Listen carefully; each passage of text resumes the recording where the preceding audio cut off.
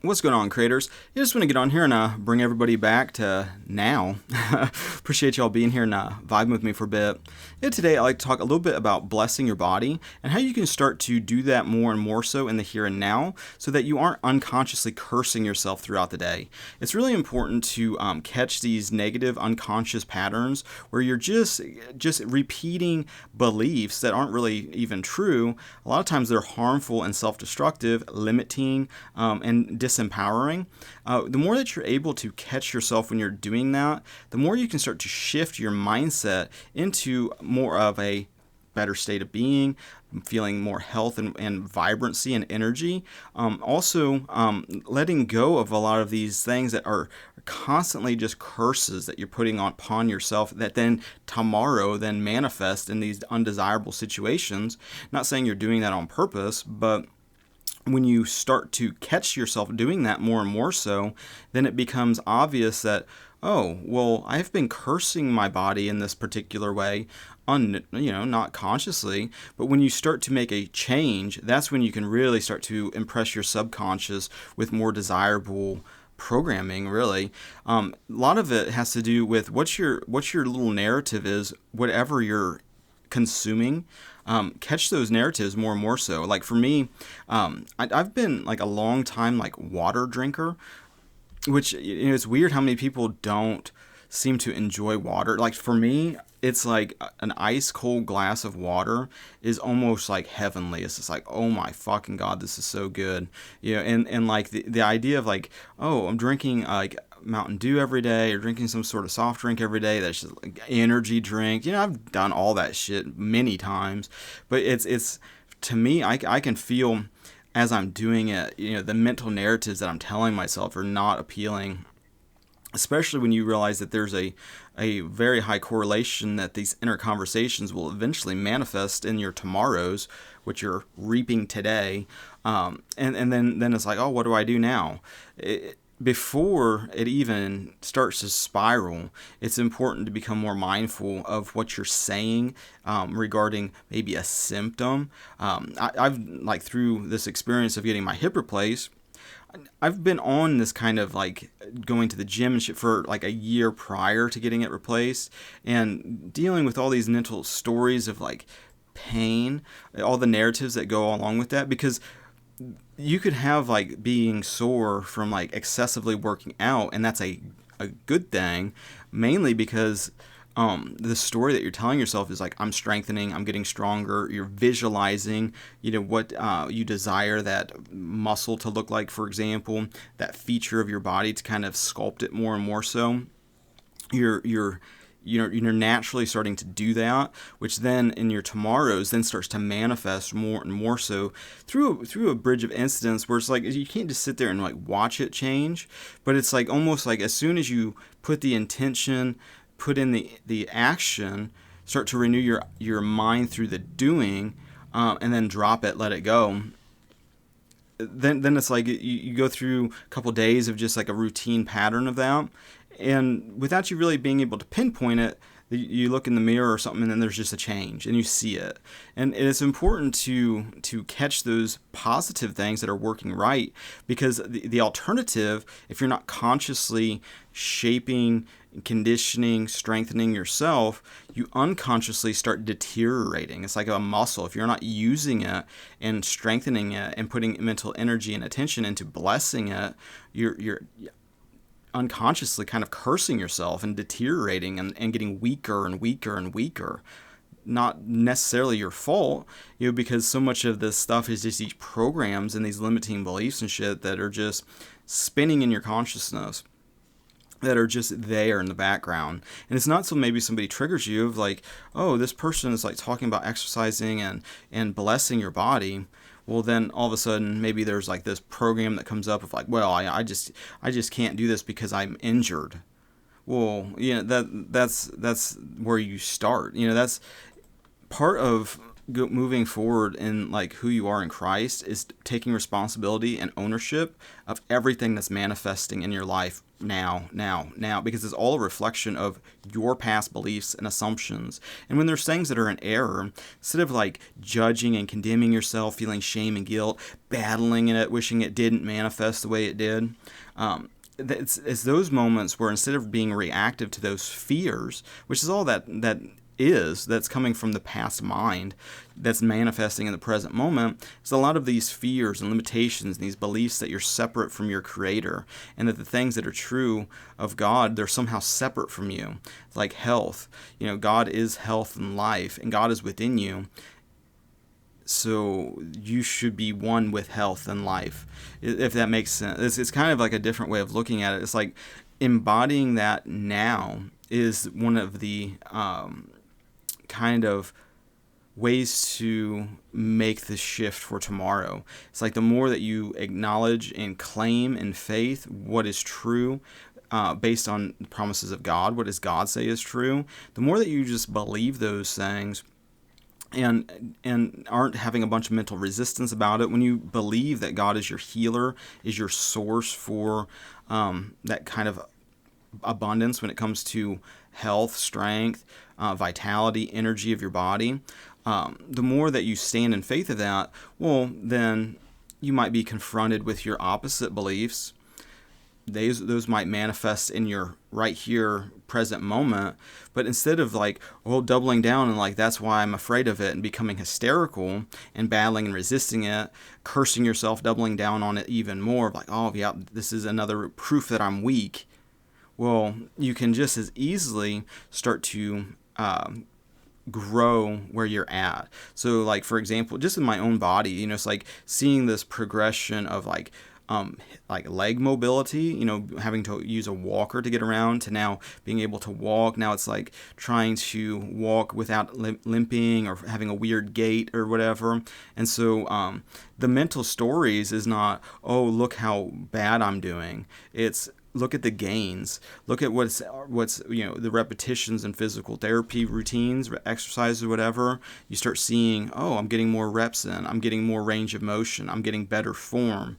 I'm getting, and that's part of this blessing process, is like focusing your attention on the desirable instead of spinning out in the undesirable, which is a lot of, what people fall into unconsciously. The undesirable just starts to spiral out of control, and not taking ownership, not taking action to correct anything. Those are all kind of stumbling blocks that you can start to actively, in the here and now, start to shift by, for one, keeping track of your mental narrative. If you already know what you need to be doing, having somebody outside of you that's telling you what to do, that's like motivating you, it might be a season where like that grows your faith, but ultimately, oh my God, he's signaling, but like there becomes a point where it's like, you have to like sit down and like do some push-ups or do some stretches or start to eat better or whatever you're doing that you're cursing your body with. And that could just be like I'm deteriorating. Look how old I'm getting. Oh, I'm just falling apart. Oh, whatever these victim mentalities are when it comes to your body. I've seen people that are in their 70s and 80s with six packs. It's like wow, you can really not fall apart by continuously kind of like, I feel like, blessing yourself throughout the day by everything that you're putting into yourself. Whether that's like a medication, where it's like you have an intent that this is going to heal a specific ailment, or this is going to have a specific effect. I believe that impresses the subconscious mind and has that kind of a result on some level. But like you can also kind of do that just with, oh, I'm drinking this much water, I'm hydrating myself. This hydration or whatever is good for me. It's good for me. It's these types of things that you're saying throughout the day. It's like, this is good for me to do this. Oh, this is healing for me to do this. Oh, this is beneficial for me to do this. And it's taking more conscious responsibility on what the narratives are in your own self when it comes to your body. It's really important to take ownership, because otherwise the alternative is then you start believing lies. You start believing that you're like not a masterpiece of that God created, or that you are just some like fucked up, whatever you're telling yourself. It's like there are so many things that you can tell yourself to make you feel like less than, or this person, they got it, God blessed them with this kind of a body and I got the fucking short end of the stick, or something like that. There's all types of negative things. I'm just so unattractive, I'm so this, I'm so that. It's like, what are you saying I am to right now in regards to your body? The older you get, it feels like people start spiraling into focusing on their ailments and their pains and their other fucking deterioration. A lot of that's common. What pills are you on? I take 18 of them a day. It's like, really? You take 18 drugs a day? That's like, does that feel like normal? I mean, like, I know lots of people that take handfuls of pills every fucking day, not sitting there in judgment of what they're doing.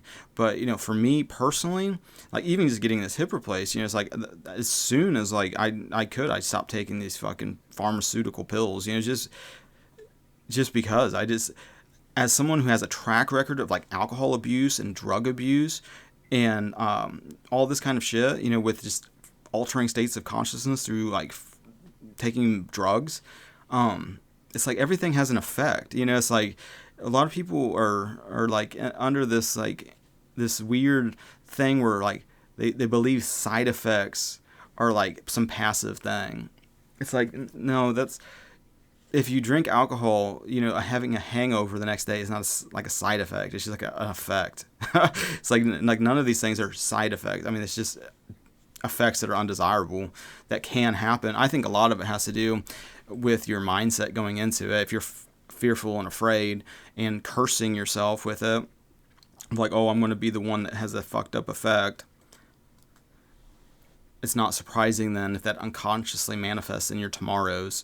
Same thing with, like, I think a lot of the COVID shit, I think a lot of it has to do with, like, the spiral that people can get under in their consciousness about it, and fear, and having a negative expectation, having negative intentions, thinking, I'll be the one that gets the 1% that I'll die. It's like, there's like a 99.9% chance that you'll be fine. But then the negative thinking that, like, half the people seem to have, it's like you got a 1%, less than a 1% chance, which is like statistically, unless you're like really got some other shit going on, you probably, what, there is not really a threat.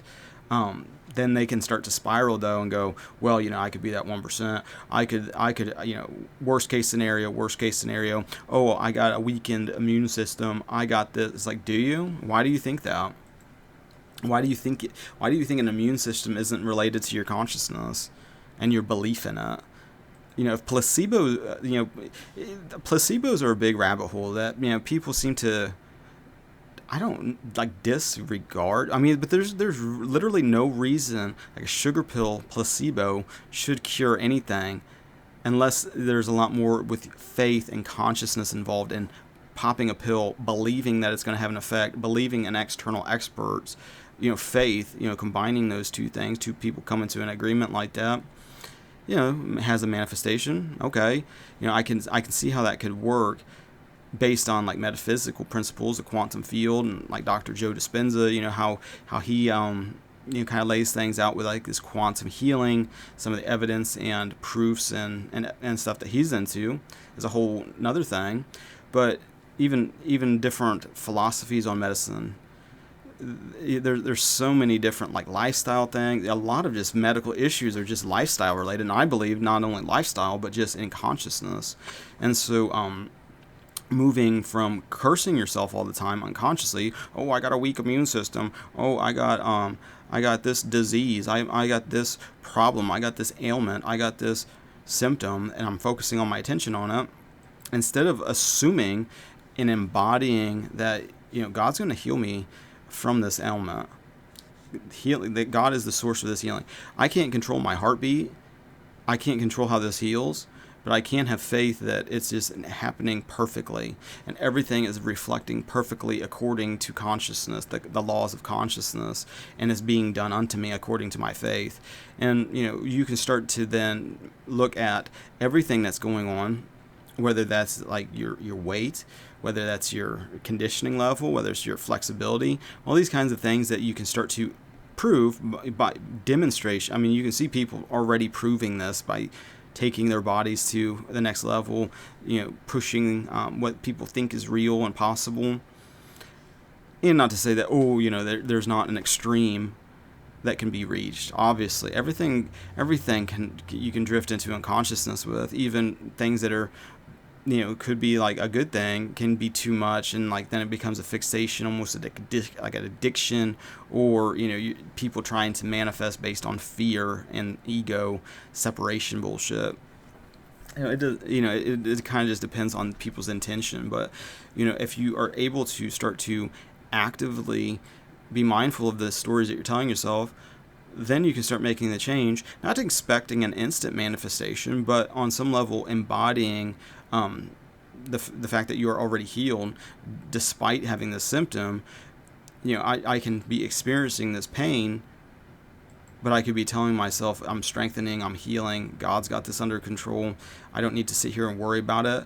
The end, living in the end, law of assumption, if I was completely healed, I wouldn't even be thinking about this. I wouldn't even be having a worry about it. I wouldn't be fixating on like trying to fix it. I would be almost oblivious to it. It's like, how often are you like oblivious of something that's not going wrong?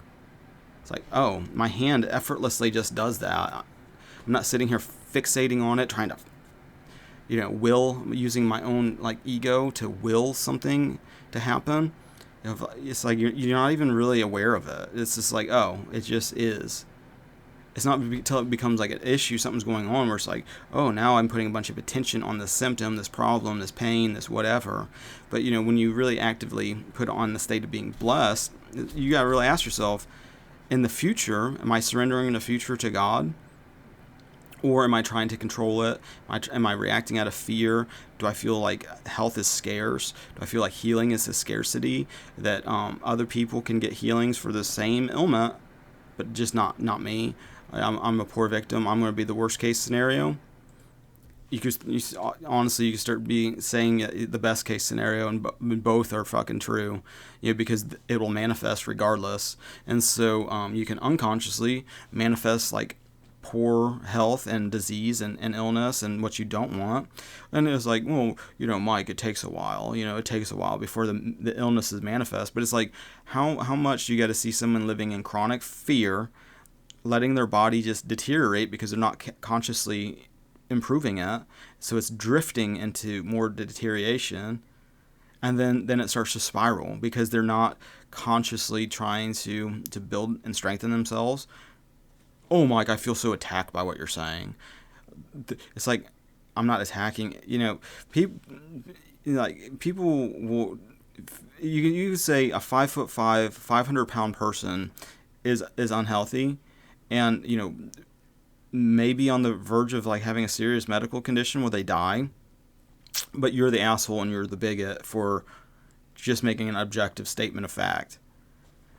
And it gets to be a point where it's just like, I have been like, look at my old videos. There's like a time I was like morbidly obese, by the world's like definition of what that means. I was like 200 pounds or whatever, maybe a little bit more at the highest.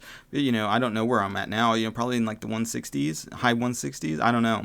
I haven't weighed myself since the surgery. But a lot of it has to do with mindset for one, and then being more conscious and deliberate with, oh, am I eating this meal from a position of faith, of blessing? Like, oh, I have an intent of losing weight. For me, what the path was to doing that is diet and exercise and running a calorie deficit. But a big part of the exercise that people don't want to do is in visualizing, how this is going to be a benefit, how this is strengthening, how this is a blessing. And it's through the doing that you start to renew your mind. When I quit smoking cigarettes, that was one of the benefits of like swimming like a mile in the pool, is that all these mental narratives of like my lung capacity being shit, or being damaged through years of smoking and all this kind of shit. All these mental stories of like how I like, I could get lung cancer, I could, emphysema, I could, have like terrible lung bronchitis and pneumonia and whatever. Even after I quit smoking, those narratives still lingered and persisted until I started to aerobically exercise and pushing my lungs and my lung capacity through the doing and the efforting, and that mental story shifts through taking action. And so it's really important to be more conscious in the actions you're taking and be more deliberate in the things that you're telling yourself. It's like you can drink a glass of water, for example, and it's like the only thing in creation that you can just drink in abundance, and it's like there's no negative. Think about it. It's like the only thing. But like you can still spiral, by like, oh well, there's fluoride in it. It's calcifying my pineal gland, and it's making me more susceptible to archonic death tricks and whatever. You could tell yourself that, or you can tell yourself that God blesses what I'm drinking and putting into my body. Thank God that this is nourishing and hydrating, and this is going to help heal me, and whatever. Spiral upward. Spiral in like the positives that could do for you, and you should be amazed. How in just dropping those seeds into your subconscious in the tomorrow. When you're experiencing now, but it'll be like quote unquote tomorrow, then it'll start to be what you're experiencing more and more so, until you finally get to a point where it's normal and natural, that you've already moved to this new state, and like the reflection of like reality is showing you that new state.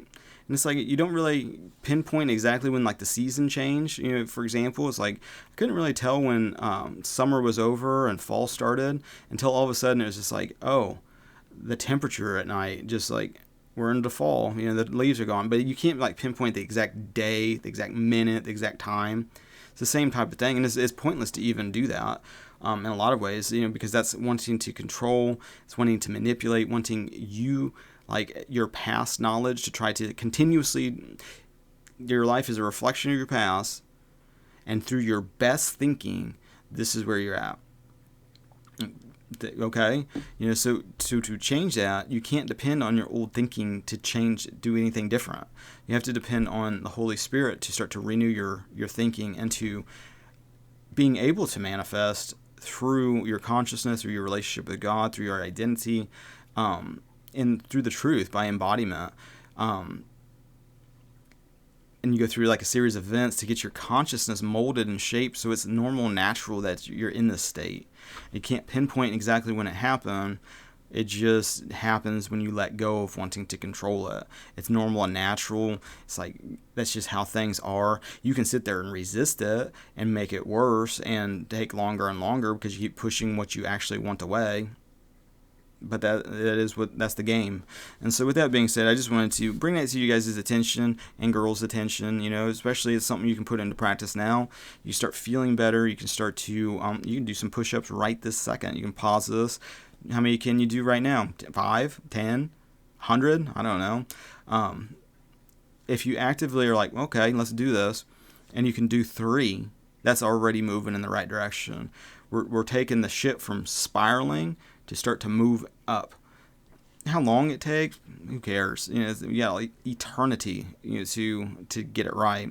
But the difference is, are you spinning down the drain, or are you starting to spin up the pole? I don't know. But it's those subtle changes, and just by doing that, just by doing one today, you already did more than you did yesterday.